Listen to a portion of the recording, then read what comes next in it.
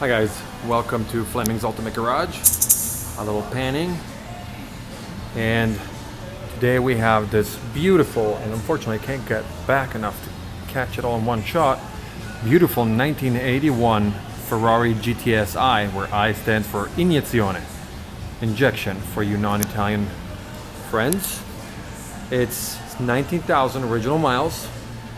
Absolutely stunning paint job. I mean, you can probably see it from the video as well. Look at that reflection. What you're seeing is that pattern repeats itself on the roof. Oh, I'm sorry, on the hood. You can probably see me as well. Hello.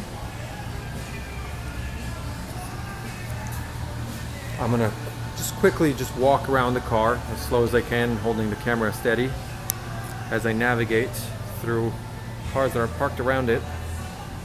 It's not ideal to shoot a video in here, but at the same time, there's air conditioning and it's hot out there. I love those taillights.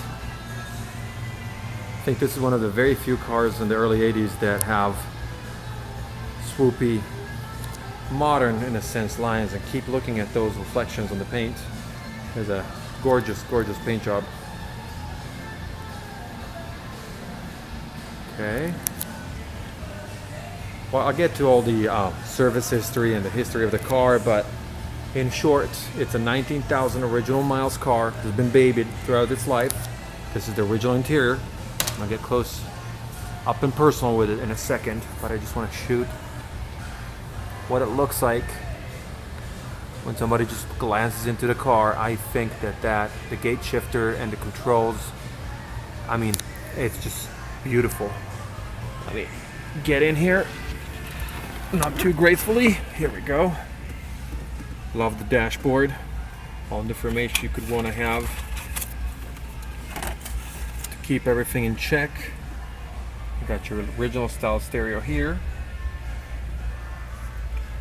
Interior is absolutely gorgeous. There's some very, very minor, you can probably not even see it on the camera, but the skin has this beautiful patina of just gentle use.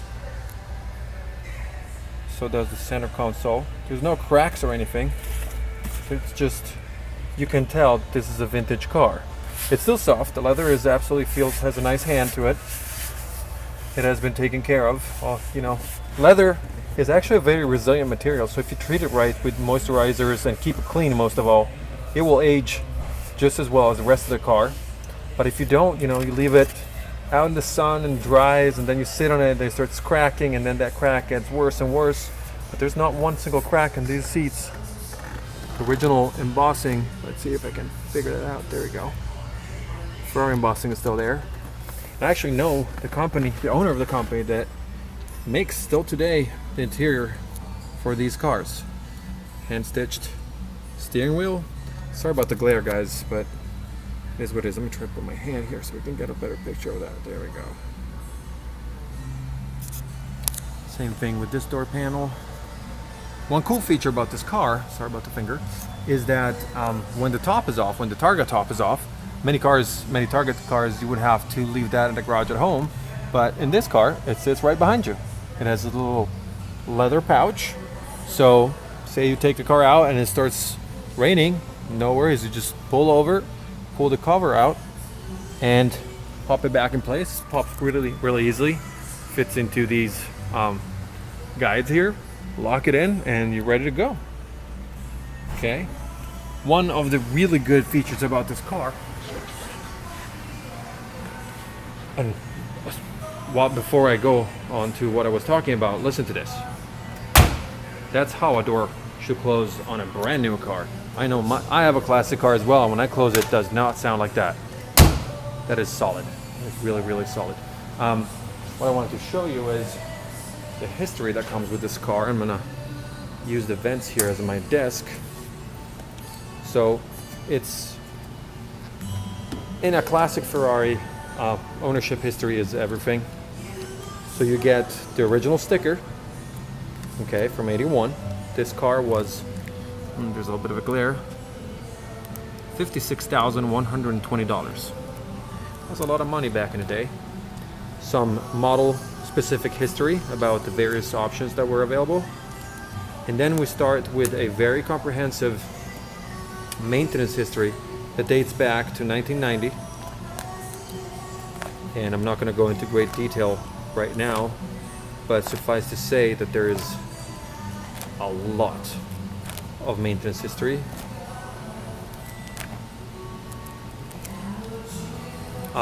Last of which was a timing belt.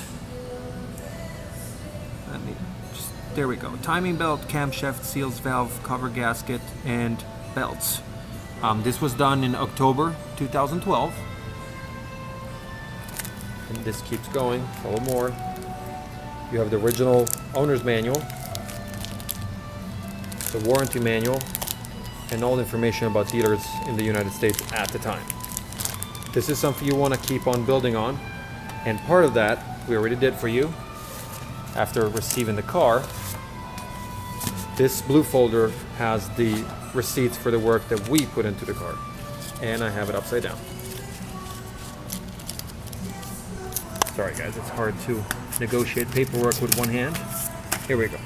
This is our description, the same one that you find on our website. This is actually one of the very first cars that has auto check or Carfax history, whatever you want to call it. You can see the car scores 75 out of a possible 76 points.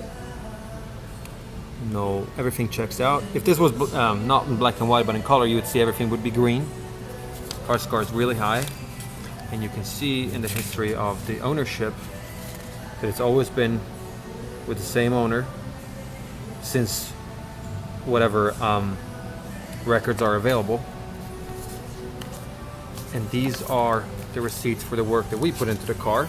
Not much, quite honestly. The car sat really, really nicely when we got it. You know, sometimes we're not that lucky. We did a little bit of detailing and, you know, minor parts that needed to be addressed. We had a little bit of a brake pull. We fixed that.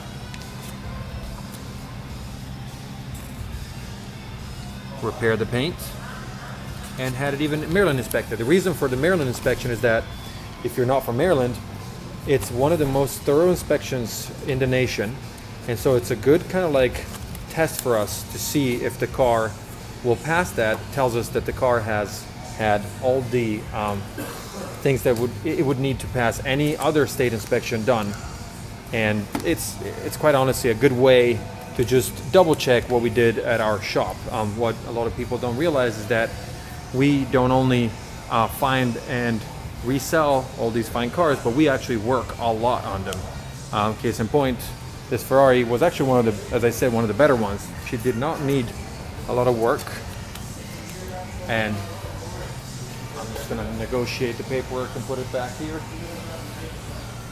She sits really beautifully, and in short, it's a really, really tempting way of entering the Ferrari world with a classic that has one big thing going for it. It's a TV show car. This is the Magnum PI car.